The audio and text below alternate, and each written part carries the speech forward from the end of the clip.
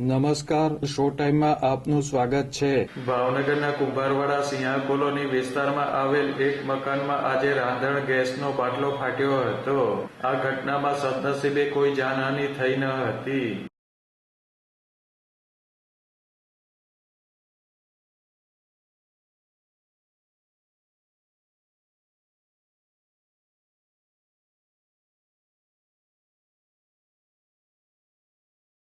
ભાવનગરના કુંભારવાડા સિંહા કોલોની પાણીની ટાંકી નજીક આવેલ સંજયભાઈ ચિથરભાઈ જાંબુચાના મકાનમાં આજે કોઈ કારણોસર રાંધણ ગેસનો બાટલો ફાટ્યો હતો।